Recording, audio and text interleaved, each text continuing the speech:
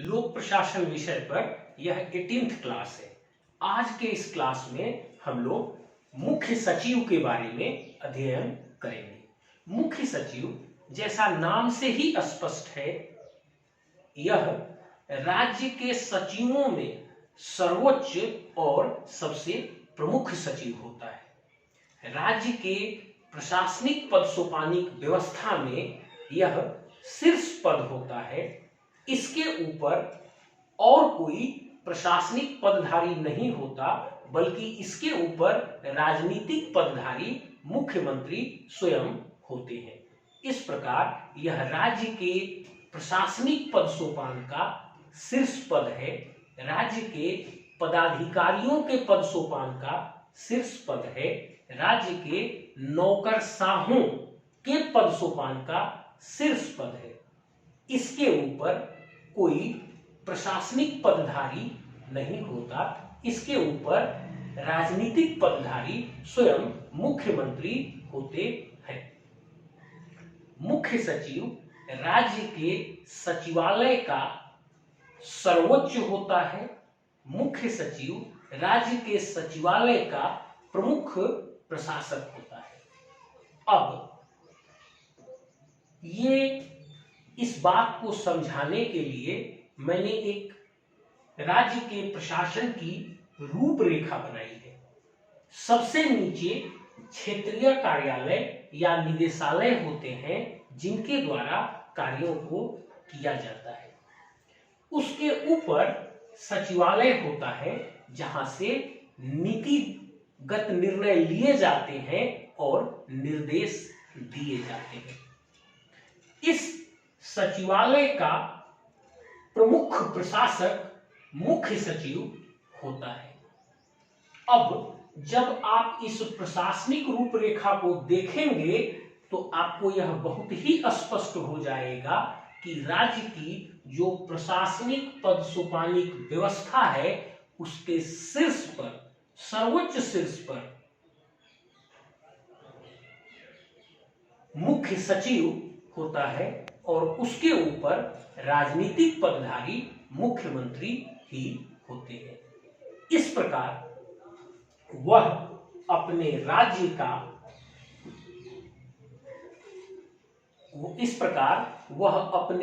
राज्य के प्रशासनिक पदाधिकारियों में सर्वोच्च प्रशासनिक पदाधिकारी होता है। वह राज्य के प्रशासनिक व्यवस्था में पद सोपान के सर्वोच्च शीर्ष पर होता है। वह राज्य के प्रशासनिक व्यवस्था का किंग पिन होता है। वह राज्य के मुख्यमंत्री का सर्वोच्च सलाहकार होता है।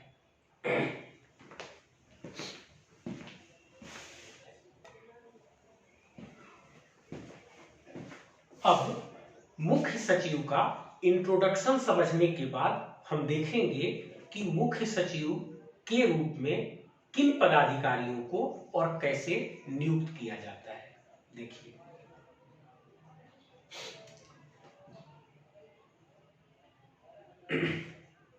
राज्य के जो वरिष्ठ आईएएस पदाधिकारी होते हैं, जो वरिष्ठ और अनुभवी आईएएस पदाधिकारी होते हैं, उनमें से जो सबसे विश्वस्त पदाधिकारी होते हैं मुख्यमंत्री के, उन्हीं को राज्य का मुख्य सचिव के पद पर नियुक्त किया जाता है।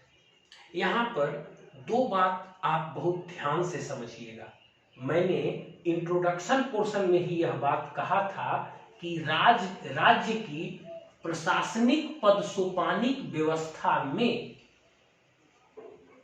मतलब राज्य का जो प्रशासनिक पद सोपान होता है, उस प्रशासनिक पद सोपान में मुख्य सचिव शीर्ष पद पर होता है। मतलब मुख्य सचिव का पद राज्य की प्रशासनिक पद सोपान का सर्वोच्च पद है। मैंने उसमें ऐसा नहीं कहा कि उस राज्य में जितने भी आईएएस पदाधिकारी होते हैं, उनमें से सेवा के आधार पर जो सबसे लंबी अवधि वाले सीनियर मोस्ट आईएएस हैं, उन्हीं को मुख्य सचिव बनाया जाता है। ऐसा मैंने नहीं कहा, मैंने ये कहा कि राज्य की जो प्रशासनिक पद सोपान है उसमें सर्वोच्च पद मुख्य सचिव का पद है। इसका अब हम इसे और इलेबोरेट करके आपको समझाते हैं।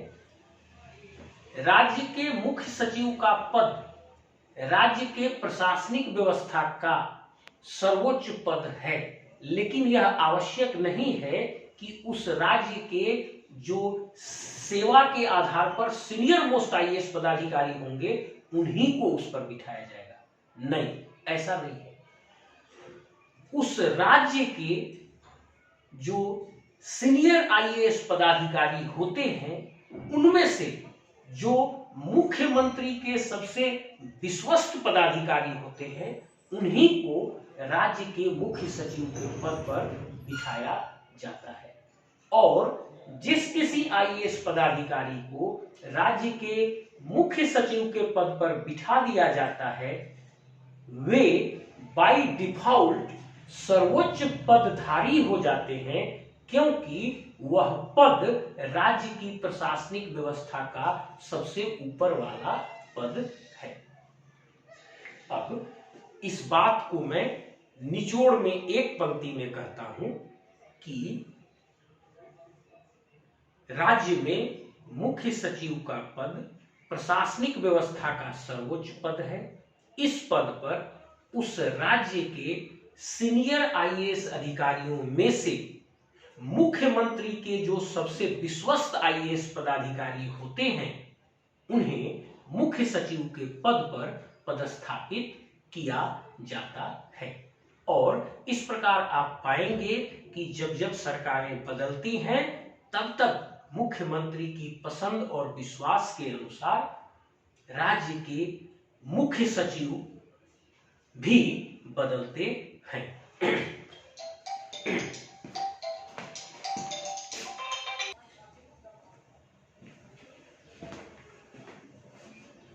देखिए, अब तक हमने मुख्य सचिव के बारे में इंट्रोडक्शन देखा। उसके बाद हमने यह देखा कि मुख्य सचिव के पद पर किन पदाधिकारियों को और कैसे नियुक्त किया जाता है। अब इस क्लास के तीसरे पोर्शन में हम यह देखेंगे कि मुख्य सचिव के पद का जन्म और विकास कैसे हुआ।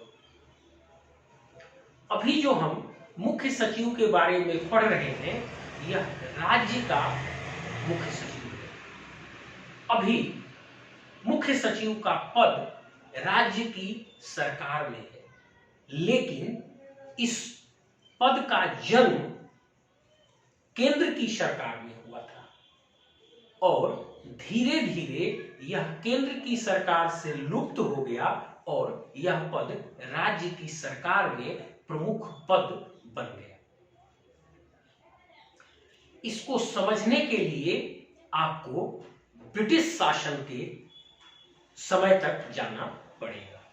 आपको पता है कि पहले भारत में ईस्ट इंडिया कंपनी का शासन था और ईस्ट इंडिया कंपनी के शासन के समय भारत में 3 मुख्य केंद्र थे।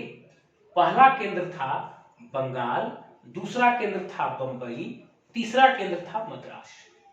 इन तीनों केंद्रों पर एक एक प्रमुख प्रशासक थे जिनको governor of Bengal, governor of Bombay और गवर्नर ऑफ मद्रास कहा जाता था। ये तीनों अलग अलग थे। तब एक व्यवस्था में बांधने के लिए 1773 ईस्वी में एक रेगुलेटिंग एक्ट पारित किया गया। मतलब ब्रिटिश पार्लियामेंट ने 1773 ईस्वी में एक रेगुलेटिंग एक्ट पारित किया जिसका उद्देश्य था ईस्ट इंडिया कंपनी के भारत में शासन को एक सूत्र और एक व्यवस्था में पिरोना। और 1773 के रेगुलेटिंग एक्ट के माध्यम से बंगाल के गवर्नर को बंगाल का गवर्नर जनरल नाम दिया गया। बंगाल के गवर्नर का नाम बदल दिया गया और उसे गवर्नर जनरल ऑफ बंगाल कहा जाने लगा। और बंबई और मद्रास के गवर्नर को इस गवर्नर जनरल ऑफ बंगाल के सबऑर्डिनेट या अधीन कर दिया गया। अब जैसे ही यह व्यवस्था कायम हुई कि बंगाल के गवर्नर को गवर्नर जनरल ऑफ बंगाल कहा गया और बंबई और मद्रास के गवर्नर को इसके अधीन नियंत्रण में कर दिया गया, तब उसी समय से आपको एक प्रकार से केंद्र सरकार की बीज दिखाई देती है। यहीं से एक केंद्रीकरण की व्यवस्था की शुरुआत होती है। यहीं पर एक केंद्र सरकार की बीज आपको, सीड आपको दिखाई देती है।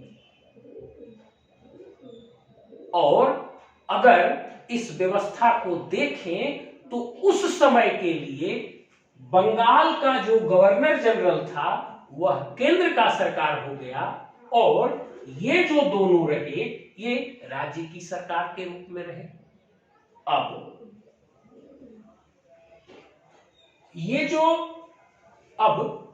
1799 ईस्वी में जो बंगाल के गवर्नर जनरल थे उनका नाम था लॉर्ड वेलेस्ली और 1799 ईस्वी में लॉर्ड वेलेस्ली ने बंगाल में ही चीफ सेक्रेटरी के पद का सृजन किया और इस पद पर J.H. बार्लो नामक पदाधिकारी को नियुक्त किया।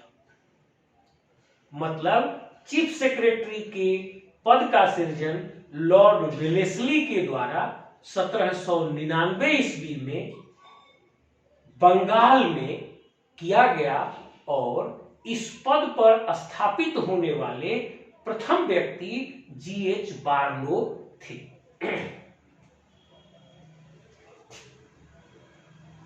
अब जैसा मैं आपको समझाया कि उस समय के लिए यह तो केंद्र सरकार हो गया और ये सब प्रांतीय सरकार हो गए, लेकिन धीरे धीरे समय के प्रवाह में, जैसा आप जानते हैं कि समय की प्रवाह कई पुरानी चीजों को ध्वस्त कर देती है और कई नई चीजों को स्थापित कर देती है, और उस समय के प्रवाह से परे प्रशासन की व्यवस्था भी नहीं होती। तब उस समय के प्रवाह ने धीरे धीरे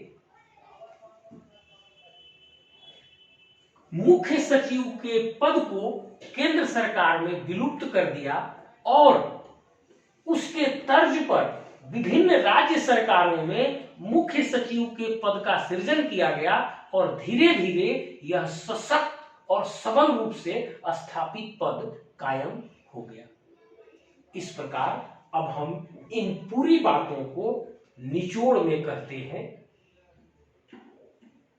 मुख्य सचिव के पद का सृजन 1799 ईस्वी में लॉर्ड वेलेस्ली के द्वारा बंगाल में किया गया था, जो कि उस समय के लिए केंद्र सरकार हुआ करता था।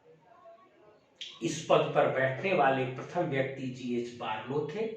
धीरे धीरे यह पद केंद्र की सरकार से विलुप्त हो गया और विभिन्न राज्यों में इस पद को एडॉप्ट किया गया और काफी यह सशक्त और किंग पिन के रूप में बनकर उभरा।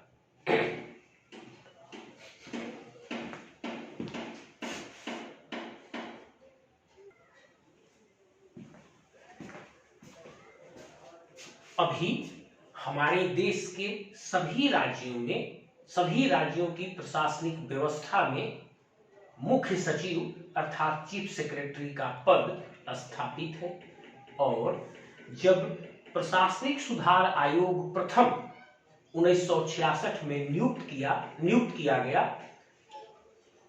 प्रशासनिक सुधार आयोग प्रथम 1966 से 70 तक अपना काम किया और अपने विभिन्न प्रशासनिक व्यवस्थाओं पर रिपोर्ट दिए। तो प्रशासनिक सुधार आयोग प्रथम ने, जो 1966 से 70 तक रहा, राज्य प्रशासनिक व्यवस्था पर जो सुझाव दिए उसमें यह कहा गया कि राज्य के मुख्य सचिव के पद को सर्वोच्च पद घोषित किया जाए। मतलब इस पद को राज्य के प्रशासनिक पद सोपान का शीर्ष बनाया जाए और संपूर्ण प्रशासन को इस पद के नीचे लाया जाए। तब प्रशासनिक सुधार आयोग के इस सुझाव को मानते हुए सभी राज्यों में मुख्य सचिव के पद को सर्वोच्च पद घोषित कर दिया गया। जैसा मैं आपको इंट्रोडक्शन में ही बताया था कि यह राज्य के प्रशासनिक व्यवस्था का सर्वोच्च पद है। इस व्यवस्था को प्रशासनिक सुधार आयोग प्रथम की सिफारिश के बाद वर्ष 1970 ईस्वी से देश के सभी राज्यों में सर्वोच्च पद के रूप में स्थापित कर दिया गया और अब आज भारत के सभी राज्यों में मुख्य सचिव का पद है और यह अपने अपने राज्य के प्रशासनिक पद सोपान का शीर्ष पद है। वर्ष 1970 से प्रशासनिक सुधार आयोग प्रथम के सुझाव के बाद से।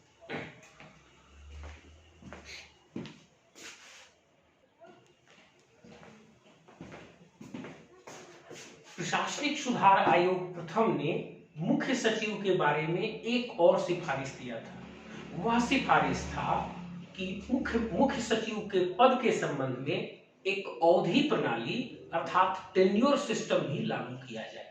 मतलब मुख्य सचिव के पद पर किसी भी व्यक्ति को 3 से 4 साल तक रखा जाए, अर्थात 3 से 4 साल की अवधि प्रणाली या टेन्योर सिस्टम लागू किया जाए। लेकिन आपको पता है कि प्रशासन में कोई भी सुधार बिना राजनीतिक इच्छा शक्ति के संभव नहीं है, क्योंकि प्रशासन के ऊपर राजनीतिक व्यवस्था है और राजनीतिक व्यवस्था जितना चाहती है उतना ही प्रशासनिक व्यवस्था में सुधार किया जाना संभव हो पाता है। तब इस दूसरी सिफारिश को नहीं माना गया, अर्थात मुख्य सचिव के पद के संबंध में अवधि प्रणाली अर्थात टेन्योर सिस्टम को लागू नहीं किया गया और इस तरह जब जब सरकारें बदलती हैं या राज्य के मुख्यमंत्री का विश्वास बदलता है, उसके अनुसार मुख्य सचिव के पद पर पदस्थापित व्यक्ति को हटाया जाता है और नए आईएएस पदाधिकारी को उस पर पदस्थापित किया जाता है। यह बात बार बार पूछा जाता है कि क्या इसमें टेन्योर सिस्टम लागू है, तो नहीं। सिफारिश किसने किया था? ARC 1 ने किया था। इसको माना गया, नहीं माना गया। अभी इसमें टेन्योर सिस्टम लागू नहीं है और मुख्यमंत्री के विश्वस्तता के अनुसार या सरकार बदलने के अनुसार इस पद पर बैठे व्यक्ति को परिवर्तित किया जाता है।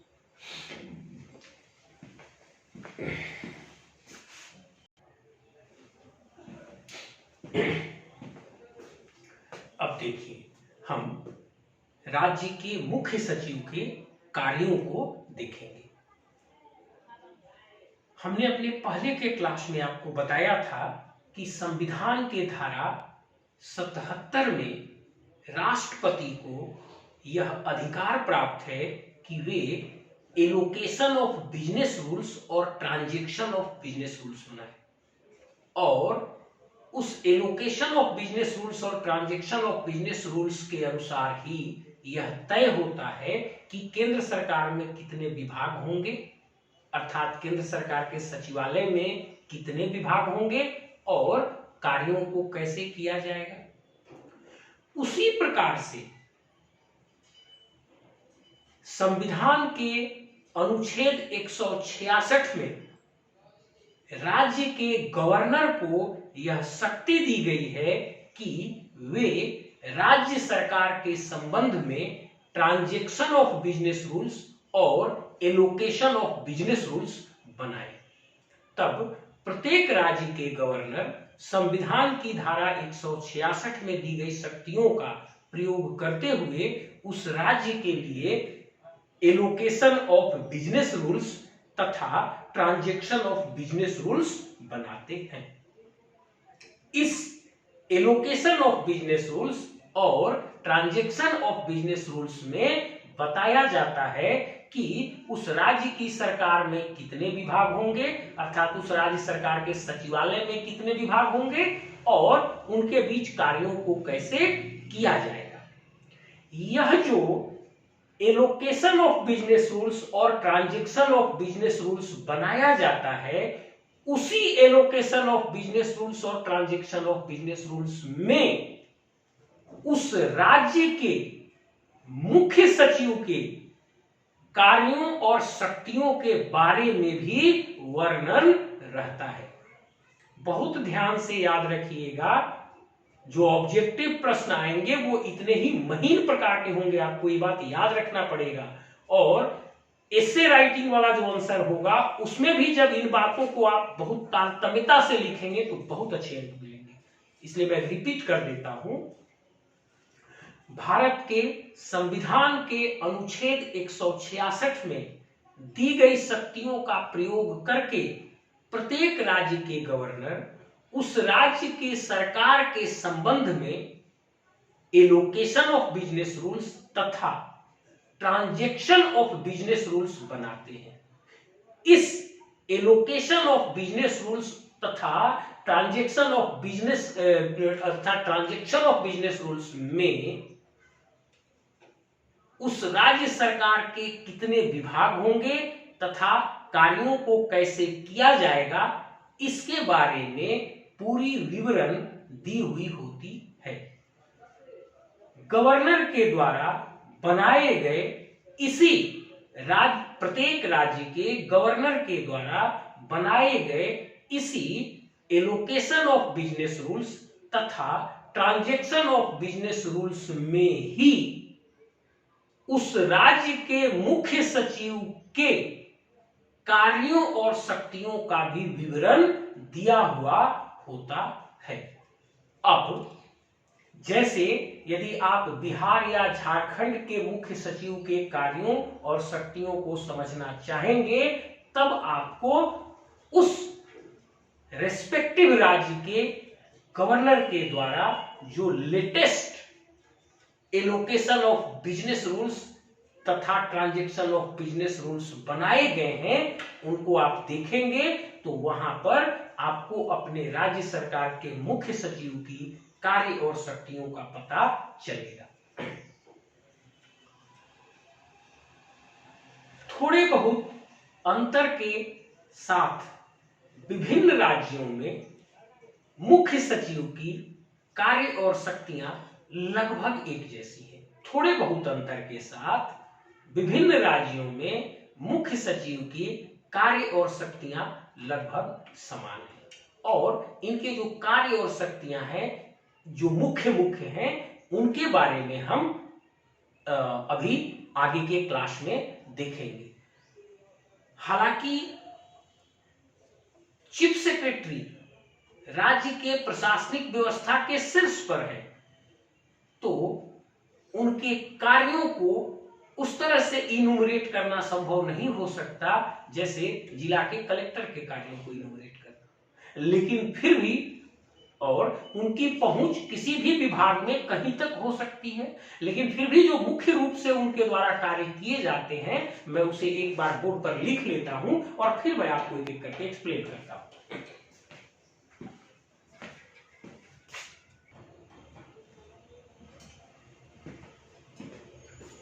अब देखिए, इस पोर्शन में हम लोग मुख्य सचिव के कार्यों के बारे में देखेंगे।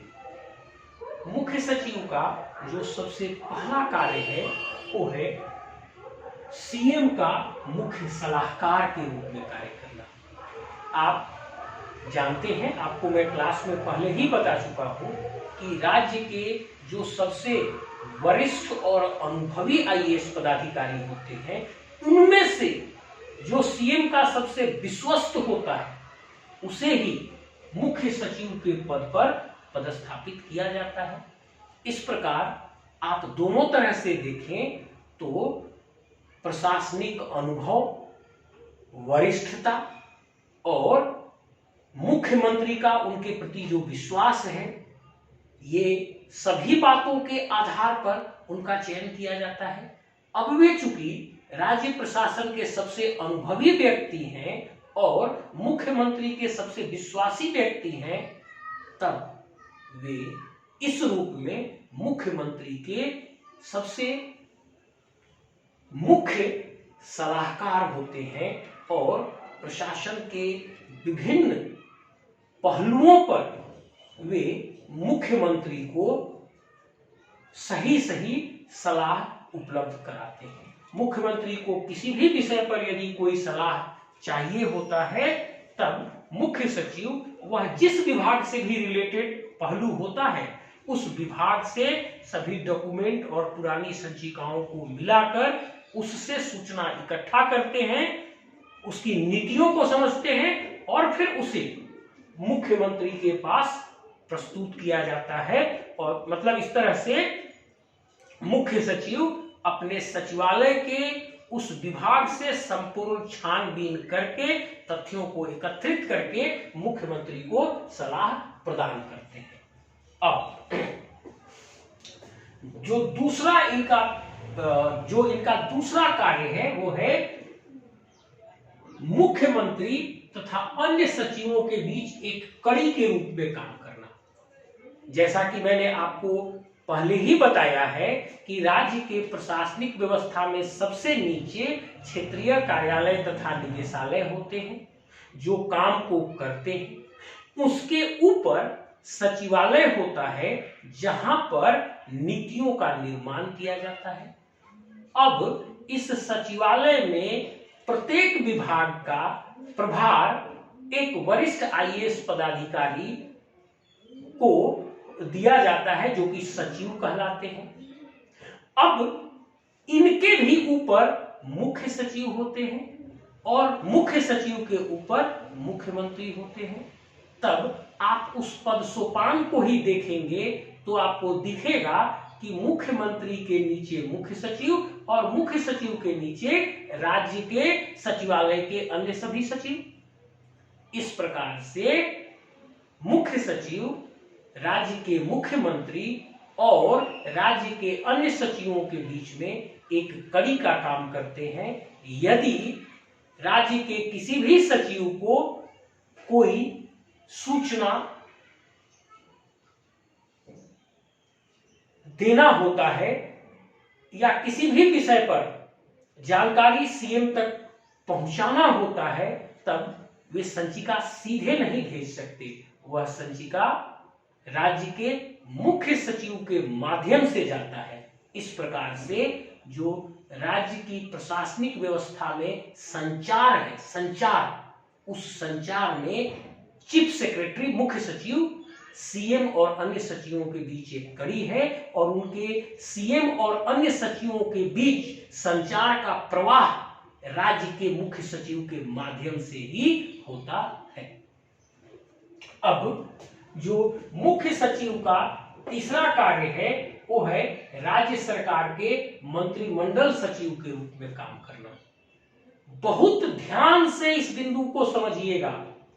जब हम क्लास के अगले पोर्शन में आएंगे तो ये बहुत महत्व का बिंदु होगा। देखिए, केंद्र सरकार में आपको पता है कि प्रधानमंत्री के लिए एक पीएमओ में सचिव होते हैं जो पीएमओ के प्रधान सचिव होते हैं और दूसरा एक मंत्रिमंडल सचिव होते हैं जो कि प्रधानमंत्री को मंत्रिमंडल के हेड के रूप में कार्य करते समय उनकी मदद करते हैं। मतलब जब प्रधानमंत्री मंत्रिमंडल से अलग हटके स्वयं प्रधानमंत्री की कैपेसिटी में काम करते हैं तब उन्हें मदद करने के लिए पीएमओ का कार्यालय और पीएमओ के सचिव होते हैं। और जब प्रधानमंत्री मंत्रिमंडल के हेड के रूप में काम करते हैं तब उन्हें मदद पहुंचाने के लिए मंत्रिमंडल के सचिव होते हैं। अर्थात वहां पर दो सचिव हो गए और मंत्रिमंडल सचिव प्रधानमंत्री के मंत्रिमंडल संबंधी कार्यों को देखते हैं। लेकिन यहां पर राज्यों में अलग से मंत्रिमंडल सचिव नियुक्त करने की व्यवस्था नहीं है। मैं इंग्लिश में कैबिनेट सेक्रेटरी बोलते हैं, आप कंफ्यूज मत होइएगा। इंग्लिश में कैबिनेट सेक्रेटरी, हिंदी में मंत्रिमंडल सचिव। तो केंद्र की सरकार में कैबिनेट सेक्रेटरी अर्थात मंत्रिमंडल सचिव अलग से होते हैं जो प्रधानमंत्री के मंत्रिमंडल संबंधी कार्यों को देखते हैं। लेकिन राज्य की सरकार में अलग से मंत्रिमंडल सचिव के पद की व्यवस्था नहीं है, बल्कि राज्य सरकार के जो मुख्य सचिव होते हैं वही उस राज्य सरकार के मंत्रिमंडल सचिव भी होते हैं और राज्य के मुख्यमंत्री के मंत्रिमंडल संबंधी जो भी कार्य होते हैं उन कार्यों को देखने की जिम्मेदारी चीफ सेक्रेटरी की ही होती है। अर्थात जो राज्य के चीफ सेक्रेटरी हैं वे राज्य के कैबिनेट सेक्रेटरी अर्थात मंत्रिमंडल सचिव भी होते हैं और मुख्यमंत्री के मंत्रिमंडल से संबंधित कार्यों की भी देखरेख मुख्य सचिव के द्वारा ही किया जाता है। यही कारण है कि इन्हें राज्य का मंत्रिमंडल सचिव भी कहा जाता है। अलग से पद नहीं है मंत्रिमंडल सचिव का। यही चीफ सेक्रेटरी राज्य के मंत्रिमंडल सचिव की कैपेसिटी में भी काम करते हैं। अब है चौथा, राज्य के संपूर्ण सिविल सेवा का प्रमुख। आपको हमने बता ही दिया है कि राज्य की जो प्रशासनिक पद सोपानिक व्यवस्था है उसके सर्वोच्च चेयर पर चीफ सचिव होते हैं अर्थात चीफ सेक्रेटरी होते हैं। मतलब राज्य की प्रशासनिक व्यवस्था का सर्वोच्च पद है चीफ सेक्रेटरी और इस हैसियत से चीफ सेक्रेटरी किसी भी सिविल सेवक का पदस्थापन, पदोन्नति और अन्य चीजों के बारे में निर्णय लेते हैं और ले सकते हैं। इसके बारे में पॉलिसी डिसीजंस भी लेते हैं। अब जो है एक और बात यहां पर है कि चूंकि वे प्रशासनिक व्यवस्था के प्रमुख हैं तो प्रशासनिक तंत्र का कोई भी आदमी जिनकी ग्रीवांसेस नीचे की व्यवस्था में नहीं सुनी गई हो वे अपनी बात आवेदन के माध्यम से राज्य के चीफ सेक्रेटरी को दे सकते हैं। पहले वे अपने स्तर से अपने तंत्र में प्रयास करते हैं, लेकिन राज्य के प्रशासनिक व्यवस्था का प्रमुख होने के नाते राज्य प्रशासन का कोई भी व्यक्ति चाहे वह किसी भी पद पर हो, यदि उसे कोई ग्रीवांसेज या समस्या है तो अपनी समस्या की गुहार चीफ सेक्रेटरी तक लगा सकता है। अब पांचवा, राजनीति तथा प्रशासन के बीच की कड़ी। आपको मैंने बताया कि राज्य की प्रशासनिक व्यवस्था में राज्य के प्रशासनिक पद सोपान के शीर्ष पद पर चीफ सेक्रेटरी होते हैं और इनके ऊपर राज्य की राजनीतिक व्यवस्था होती है। मतलब मुख्यमंत्री और अन्य सभी मंत्री होते हैं, मंत्रिमंडल होता है। तो अर्थ ये है कि राज्य की प्रशासनिक व्यवस्था के शीर्ष पर मुख्य सचिव है। अब इनके ऊपर राजनीतिक पदधारी होते हैं, तब एक तरह से ये बीच में कड़ी हो गई। तो राज्य की संपूर्ण प्रशासन और राज्य की जो राजनीतिक व्यवस्था है उसके बीच में एक कड़ी का काम करते हैं और इनके माध्यम से संचार का प्रवाह होता है। मतलब राज्य की प्रशासनिक व्यवस्था यदि अपनी किसी बात को राजनीतिक व्यवस्था के पास रखना चाहती है तो वह कार्य चीफ सेक्रेटरी के माध्यम से होता है, वही संचार के माध्यम। अब जो है छठवां, राज्य सचिवालय का प्रमुख। मैंने आपको इंट्रोडक्शन में ही बताया था कि मुख्य सचिव नाम से स्पष्ट है कि राज्य के सचिवों में सर्वोच्च और सबसे प्रमुख। तो चूंकि राज्य के सचिवों में ये सबसे सर्वोच्च और प्रमुख हैं, अब राज्य सचिवालय के प्रत्येक विभाग के हेड एक एक सचिव होते हैं। राज्य सचिवालय के प्रत्येक विभाग के हेड एक एक सचिव होते हैं और मुख्य सचिव उन सचिवों में भी सर्वोच्च और सर्वप्रमुख है। इस प्रकार राज्य की सचिवालय के सर्वोच्च प्रशासक मुख्य सचिव हो जाते हैं। फिर से रिपीट कर देता हूं इस लाइन को। राज्य सचिवालय के प्रत्येक विभाग के हेड एक सचिव होते हैं और मुख्य सचिव इन सचिवों में भी सर्वोच्च और सर्वप्रमुख होता है। इस प्रकार राज्य का मुख्य सचिव राज्य के संपूर्ण सचिवालय का मुख्य प्रशासक और हेड हो जाता है। अब जो है मतलब राज्य के सचिवालय के ये प्रमुख हो जाते हैं। अब सातवां कार्य है राज्य सरकार का मुख्य समन्वयक। देखिए, राज्य सरकार के जितने विभाग हैं वे राज्य के सचिवालय में ही काम करते हैं और प्रत्येक विभाग का प्रमुख एक एक सचिव होता है और इन सचिवों का भी प्रमुख मुख्य सचिव होता है। तब जब राज्य सरकार के दो विभागों के बीच में कभी तालमेल नहीं हो पाता और कार्यों में अड़चन होने लगती है तो मुख्य सचिव सर्वोच्च पदधारी या सचिवालय के हेड होने के रूप में अपनी शक्तियों का प्रयोग करके दोनों विभाग के सचिवों और पदाधिकारियों को बुलाकर समन्वय स्थापित करने का कार्य करते हैं। आदेश निर्देश जारी करके भी समन्वय लाने का कार्य करते हैं। इस प्रकार से उनकी जो पद की स्थिति है, उनके जो प्राधिकार और शक्तियां हैं उसका प्रयोग करके वे राज्य के विभिन्न विभागों के बीच में समन्वय स्थापित करने में सक्षम होते हैं।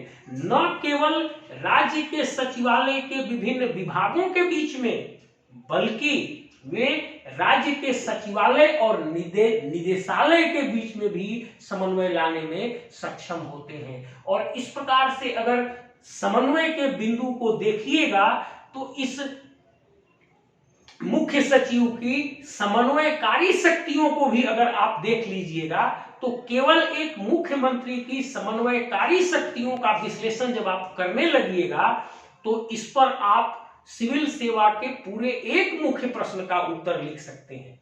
क्योंकि जैसे ही आप एक पद सोपानिक ढांचा बनाइएगा तब आपको दिखेगा कि मुख्य सचिव राजनीतिक पदधारी और प्रशासनिक पदधारी के बीच में भी खड़ी है तो वहां भी एक समन्वयक की भूमिका कर सकता है। अब वह सचिवों का हेड है तो वो विभिन्न विभागों के बीच में भी समन्वय स्थापित कर सकता है। चूंकि वह पद सोपान के शीर्ष पर है अतः वह क्षेत्रीय कार्यालय और सचिवालय के बीच में भी समन्वय स्थापित कर सकता है। राज्य की सरकार और जो केंद्र की सचिवालय है, राज्य की सचिवालय और केंद्र की सचिवालय है, उनके बीच में भी वो एक कड़ी है तो वहां भी वह एक समन्वयक की भूमिका अदा कर सकता है। इस प्रकार जब आप देखेंगे मुख्य सचिव के पद की स्थिति को तो जिस तरह से है, केवल अगर सिविल सेवा में यही प्रश्न पूछ लिया जाए आपसे कि मुख्य सचिव की समन्वयक के रूप में भूमिका का विश्लेषण करें तब जितने भी कार्य हम आपको अभी तक बताए हैं और आगे बताने जा रहे हैं इन सबको उठा लीजिएगा और इसी समन्वयक के दृष्टिकोण से अगर आप विश्लेषित कर देते हैं तो आपका आंसर संपूर्ण हो जाएगा। और यही अपने आप में 600 शब्द से अधिक 1000 शब्द तक चला जाएगा, आपको कट करना पड़ेगा कि 600 शब्द में हम उसको कैसे समाहित कर पाए। केवल प्रश्न के एंगल को चेंज कर दिया जाएगा तो आपके उत्तर का एंगल भी चेंज होना पड़ेगा। और मैंने जितने कार्य बोले इन सबको लगभग आप कुछ को छोड़कर लगभग सबको आप एक उनकी समन्वयक की भूमिका में पिरो सकते हैं और यह 1000 वर्ड का आंसर हो जाएगा। खैर चलिए, हम क्लास को भी नहीं भटकाएंगे, हम आपको एक दृष्टिकोण दे दिए कि अगर वहां आता है तो आप कैसे करिएगा। अब आप आगे बढ़िए। अब देखिए, राज्य सरकार का मुख्य समन्वयक हो गया। अब अगला, राज्य सरकार के सचिवों की समिति का चेयरमैन। एक प्रशासनिक सिद्धांत है, वह प्रशासनिक सिद्धांत यह कहता है कि group decision is always better than individual decision.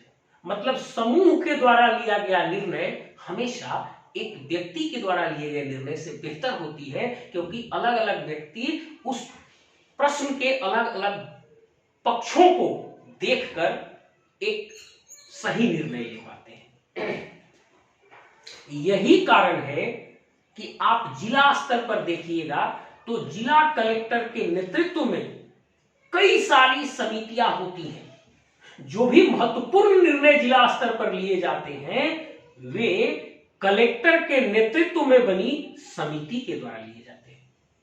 उसी प्रकार से राज्य के सचिवालय स्तर पर बहुत से महत्वपूर्ण निर्णयों को लेने के लिए राज्य के सचिवों की एक समिति बनाई जाती है। राज्य के सचिवालय स्तर पर महत्वपूर्ण निर्णयों को लेने के लिए सचिवों की एक समिति बनाई जाती है, कई समिति बनाई जाती है और इनमें इन समितियों के चेयरमैन के रूप में चीफ सेक्रेटरी काम करते हैं। अब यहां भी आप देखिए कि राज्य सचिवालय में सचिवों की कई समिति होती है और उस समिति के चेयरमैन के रूप में मुख्य सचिव कार्य करते हैं। तब आप अपने से सोच के बताइए कि इस स्थिति में क्या मुख्य सचिव उनके बीच समन्वय स्थापित करने में सक्षम नहीं होंगे? जब वे उस समिति के चेयरमैन हैं तो उन सचिवों और उनके विभागों के बीच में वे समन्वय स्थापित कर सकते हैं कि नहीं? तो इस प्रकार से वे राज्य सचिवालय के सचिवों की कई समिति के चेयरमैन के रूप में काम करते हैं। अब अगला है रेजिडुअल लिगेटी। रेजिडुअल लिगेटी का मतलब होता है जो कुछ बच गया वो हमारा है, जो किसी को नहीं मिला वो हमारा है। जब मैं आपको केंद्र सरकार में पीएमओ पढ़ा रहा था तब मैंने कहा था कि केंद्र सरकार में पीएमओ मतलब प्रधानमंत्री ऑफिस, मतलब प्रधानमंत्री का कार्यालय केंद्र सरकार के लिए रेजिडुअल लिगेटी के रूप में काम करता है। इसका मतलब यह था कि केंद्र सरकार में जो कार्य किसी भी विभाग और मंत्रालय को नहीं दिया गया वह कार्य प्रधानमंत्री का हो गया और यह कार्य प्रधानमंत्री के कार्यालय में किया जाएगा। मैं रिपीट करता हूं, केंद्र सरकार में जो कार्य किसी भी मंत्रालय और विभाग को नहीं सौंपा गया वह कार्य बाय डिफॉल्ट प्रधानमंत्री की जिम्मेदारी हो गई, क्योंकि वे कैबिनेट के हेड हैं, केंद्रीय कैबिनेट के प्रमुख है प्रधानमंत्री, तो वह कार्य प्रधानमंत्री का ऑटोमेटिक जिम्मेदारी बन गया और प्रधानमंत्री की इस रेजिडुअल लिगेटी रूपी जिम्मेदारी का निर्वहन पीएमओ अर्थात प्रधानमंत्री कार्यालय में किया जाता है। ऐसा मैंने आपको समझाया था। यहां पर राज्य स्तर पर अलग से पीएमओ जैसा कोई कार्यालय नहीं है। राज्य सरकार में केंद्र सरकार के तर्ज पर पीएमओ जैसा कोई भी कार्यालय नहीं है। तब पीएमओ को जो रेजिडुअल लिगेटी के रूप में काम करना पड़ता है केंद्र सरकार के स्तर पर, राज्य सरकार में चीफ सेक्रेटरी को ही रेजिडुअल लिगेटी का काम करना पड़ता है।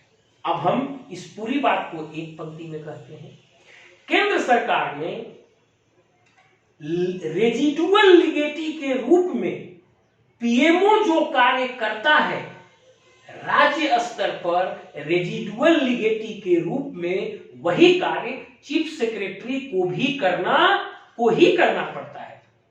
मतलब वहां पीएमओ अलग है, लेकिन यहां वैसा कुछ नहीं है। यहां उसके काउंटर पार्ट के रूप में राज्य में चीफ सेक्रेटरी को ही काम करना पड़ता है। मतलब राज्य सरकार में जो कार्य किसी भी विभाग को नहीं सौंपे जाते हैं, वे सभी कार्य ऑटोमेटिक मुख्यमंत्री की जिम्मेदारी हो जाते हैं।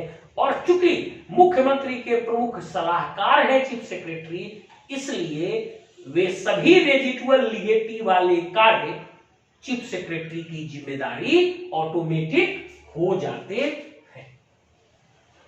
अब यहां आप ध्यान से देखिए, चीफ सेक्रेटरी कैबिनेट सेक्रेटरी के रूप में भी काम कर रहा है राज्य में, चीफ सेक्रेटरी पीएमओ जैसा रेजिडुअल लिगेटी के रूप में भी काम कर रहा है। और हम आगे बताएंगे, इसकी तुलना हम करेंगे और तब हम आपको बताएंगे कि एक चीफ सेक्रेटरी जो राज्य में है वह केंद्र सरकार के कितने सचिवों के बराबर काम करता है और केंद्र सरकार के किस सचिव से उसके पद की तुलना की जा सकती है। दोनों दो बातें हैं। चीफ सेक्रेटरी केंद्र सरकार के कितने सचिवों का काम करता है और चीफ सेक्रेटरी को केंद्र सरकार के किस सचिव से तुलना की जा सकती है। दोनों बातें बताएंगे आगे, लेकिन अभी हम जोर इसलिए दे रहे हैं क्योंकि आप इस बात को यहां से याद रख लीजिए। अब जो अगला कार्य है चीफ सेक्रेटरी का, वो है राष्ट्रपति शासन के दौरान गवर्नर का मुख्य सलाहकार के रूप में कार्य करना। ध्यान से इस बात को समझिएगा, फिर हम बता रहे हैं इसमें ऑब्जेक्टिव का भी एक एंगल अटका हुआ है, इसलिए मैं रिपीट कर रहा हूं, ध्यान से सुनिए। जब जब राज्य में राष्ट्रपति शासन लागू होता है तो गवर्नर में संपूर्ण कार्यपालिकाई शक्तियां निहित हो जाती हैं। उस समय मुख्यमंत्री और कैबिनेट नहीं होता, राज्य का गवर्नर ही वास्तविक मुख्य कार्यपालिका के रूप में काम करने लगता है। तब जब सीएम थे तब चीफ सेक्रेटरी सीएम का मुख्य सलाहकार था। जब सीएम नहीं रहते हैं राष्ट्रपति शासनकाल के दौरान, उस समय गवर्नर ही सर्वे सर्वा हो जाते हैं, तब चीफ सेक्रेटरी गवर्नर का मुख्य सलाहकार बन जाता है। लेकिन यहां पर क्या मुख्य बिंदु है वो मैं बताता हूं। यदि केंद्र सरकार ने मुख्य सलाहकार की नियुक्ति किया, तब उस परिस्थिति में चीफ सेक्रेटरी मुख्य सलाहकार नहीं रह जाते। लेकिन जिन परिस्थितियों में राष्ट्रपति शासन के दौरान जिन परिस्थितियों में राष्ट्रपति शासन के दौरान केंद्र की ओर से मुख्य सलाहकार की नियुक्ति नहीं की जाती है, उस समय राज्य के गवर्नर के मुख्य सलाहकार के रूप में राज्य के मुख्य सचिव ही कार्य करते हैं। अब मेरे ख्याल में बहुत हो गया और भी कुछ छोटे मोटे कार्य हैं, उतना सब कुछ आप समाहित नहीं कर पाएंगे, पुस्तक से और अध्ययन कर लीजिएगा। लेकिन ये जो मुख्य कार्य है ये अपने आप में एक आंसर के बराबर हो जाता है।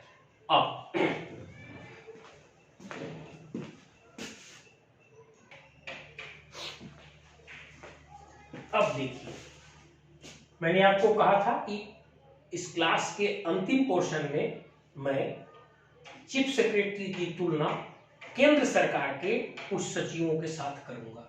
यदि आप कुछ भिन्नता को छोड़ दीजिए और भारत के विभिन्न राज्यों में चीफ सेक्रेटरी की स्थितियों का अध्ययन कीजिएगा, तब आपको ये चीजें दिखाई देंगी। क्या केंद्र सरकार में जो मंत्रिमंडल सचिव काम करते हैं, गृह सचिव काम करते हैं, वित्त सचिव और कार्मिक सचिव जो काम करते हैं, वे सारे कार्य मुख्य सचिव के द्वारा राज्य स्तर पर किया जाता है।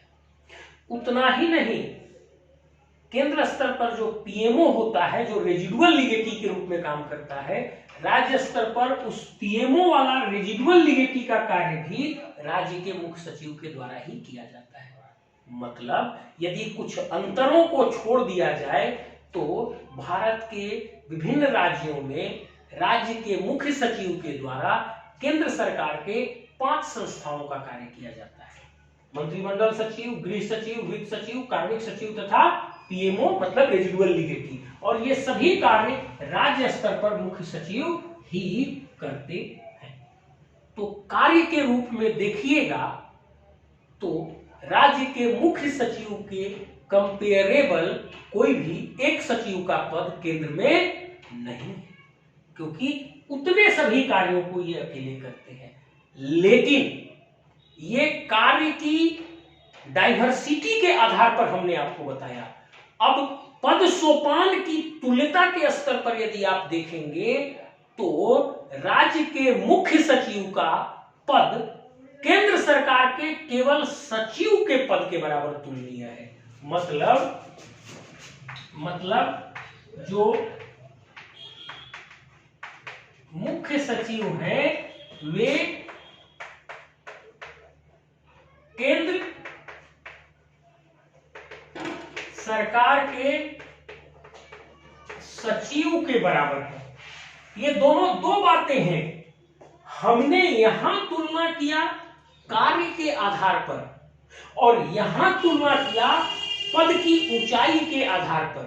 तो कार्य के आधार पर राज्य के चीफ सेक्रेटरी जितने कार्य करते हैं, केंद्र सरकार की 5 संस्थाएं उतनी कार्य करती है। मतलब इसका कंपेरेबल कोई भी पदधारी नहीं है। लेकिन जब पद की ऊंचाई की तुलना कीजिएगा तब प्रशासनिक व्यवस्था में, ऑर्डर ऑफ प्रेसिडेंस में, मतलब पद सोपान में राज्य के मुख्य सचिव का पद केंद्र सरकार के सचिव के पद के तुल्य है। रिपीट करता हूं, पद की तुल्यता के आधार पर राज्य के मुख्य सचिव का पद केंद्र सरकार के सचिव के पद के समतुल्य है। अब मेरे ख्याल में मुख्य सचिव के बारे में जितनी भी बातें हैं हमने कवर कर लिया। लेकिन इसके बाद अब आपको अपने उत्तर में 4 चांद लगाने के लिए आप जिस राज्य में भी परीक्षा दे रहे हैं उस राज्य के गूगल कीजिएगा और उस राज्य के कुछ सचिवों के बारे में आप अध्ययन कीजिएगा। जैसे उस राज्य के प्रथम मुख्य सचिव कौन थे, उस राज्य के प्रथम मुख्य सचिव कौन थे, ये आप देख लीजिएगा। उसके बाद वर्तमान से 2-4 पहले कौन मुख्य सचिव रहे थे और कोई ऐसा मुख्य सचिव जिनके कार्यकाल में प्रशासन में कुछ विशेष सुधार लाया गया, आप इसे देख सकते हैं और उसे नोट कर सकते हैं। जैसे आप झारखंड के बारे में देखेंगे तो आप अपने पिछले मुख्य सचिव के बारे में जो लैंड रेवेन्यू सिस्टम में एक सक्रियता आई थी, डिजिटलाइजेशन पर विशेष बल दिया गया था और भूमि सुधार में एक विशेष प्रयास किया गया था, आप इसे डाल सकते हैं। जो झारखंड की मुख्य सचिव राजबाला वर्मा जी थी, उनके कार्यकाल में लैंड रेवेन्यू सुधार में और डिजिटलाइजेशन में एक विशेष प्रयास किया गया था, तो आप इसको भी डाल सकते हैं। तो इस तरह से जब अपने राज्य के परिप्रेक्ष्य में आप पहले मुख्य सचिव, जिन मुख्य सचिवों के समय में कुछ विशेष काम हुआ उनके बारे में, और जो वर्तमान में मुख्य सचिव हैं इनके द्वारा किस दिशा में इनिशिएटिव लिया जा रहा है, जब इन बातों को गूगल से आप देख के ऐड कर लीजिएगा तब ये आपका आंसर परफेक्ट आंसर होगा और इसमें आपको बेहतरीन मार्क्स मिलेंगे। चलिए, अब पूरा क्लास देखने पर यदि आपको लगता है कि यह क्लास आपके लिए उपयोगी है, आपको सिविल सेवा की तैयारी में मदद कर सकता है, तब आप इसे जरूर लाइक करिएगा, सब्सक्राइब कीजिएगा। अगर लगेगा उपयोगी नहीं है तो डिसलाइक भी कीजिएगा और कमेंट करके हमें बताइएगा। Thank you.